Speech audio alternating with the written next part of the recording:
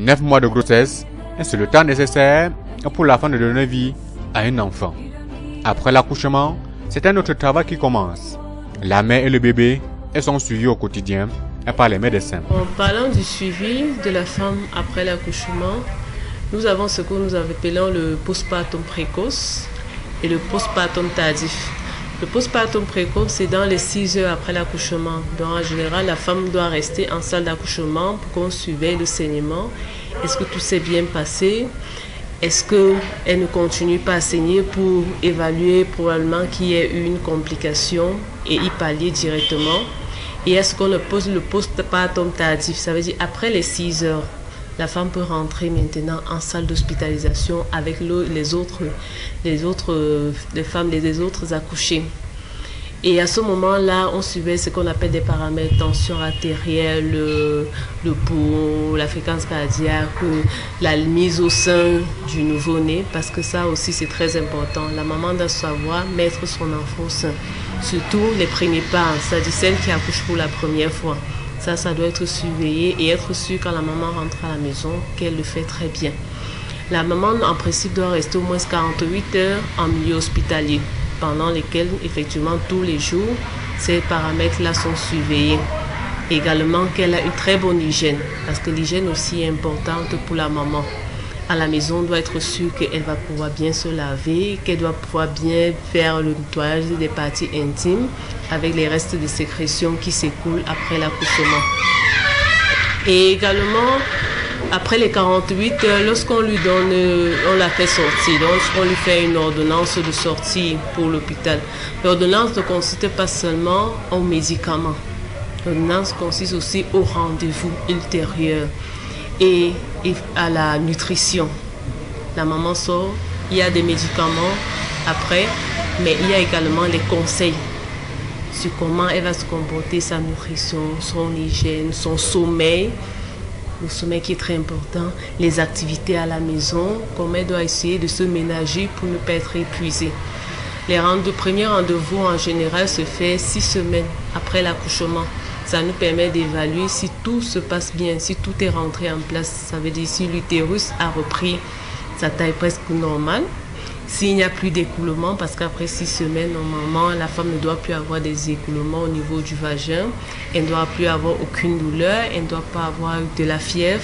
Et comment ça se passe avec l'allaitement du bébé? Est-ce que la montée laiteuse est déjà effective, que le bébé prend bien le sein? Et on englobe en général à 6 semaines-là avec aussi le suivi de l'enfant.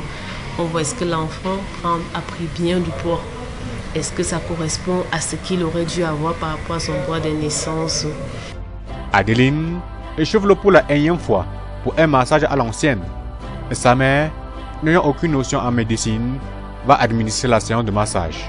Le processus dure entre 15 et 20 minutes, 2 fois par jour, pour une période d'1 à 2 semaines après accouchement. Et selon la mère, c'est un processus qui va évacuer le sang coagulé restant dans le ventre de la femme après accouchement. Et cette pratique dure depuis la nuit des temps. La médecine a évolué. Le regard des médecins face à ces pratiques qui a des conséquences sur la femme. Non, actuellement, la médecine, avant ça se faisait effectivement, on faisait des massages, on faisait des pouilles, on tapait, fouettait avec des serviettes chaudes. Mais la médecine moderne ne fait plus ces pratiques. La femme n'a pas besoin de toucher son ventre. L'utérus régresse tout seul. Lorsqu'il s'est vidé complètement de son contenu, il régresse naturellement tout seul. Et c'est ça à quoi nous sert la vitesse de la 6e semaine, pour vérifier est-ce que cette évolution-là a été complète. Parce que tant que l'utérus n'est pas vide, elle n'évolue pas complètement. Parce que ça, c'est aussi un signe de surveillance. Est-ce qu'on a vraiment tout enlevé, tout le placenta? Est-ce que tous les déchets sont sortis naturellement? Tant qu'il n'est pas vide, l'utérus n'évolue pas. Mais lorsqu'il est vide complètement, naturellement, il évolue tout seul. Donc actuellement, la médecine moderne ne prend plus vraiment de toucher le ventre de la femme ou de faire quelques pratiques que ce soit. Oui, il y a du sang qui s'écoule parce que les vaisseaux, lorsqu'on fait un accouchement, lorsqu'on fait une délivrance, ce qu'on appelle la délivrance, c'est-à-dire que fait sortir le placenta. Les vaisseaux où le placenta était accolé, on doit lui donner le temps de se refermer pour que le saignement ne se fait plus. En fait, c'est ce que les mamans appelaient le sang salaud ou les déchets. Oui, les déchets coagulés. Mais la médecine a fait en sorte que lorsque tout est libéré, lorsque toutes les parties du placenta, toutes les parties sont sorties, ce sang-là s'écoule, se fait tout seul. Avec, qu'on a massé avec de l'eau très chaude, l'eau très chaude empêche l'utérus de se rétracter. Il reste toujours, et donc les vaisseaux restent toujours ouverts, ça fait en sorte que la femme continue à saigner plusieurs fois.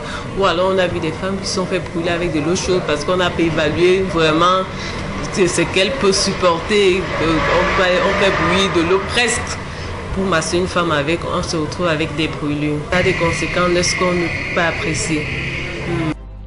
Pour une meilleure santé après accouchement, la femme doit mener une bonne hygiène de vie et suivre les prescriptions du médecin.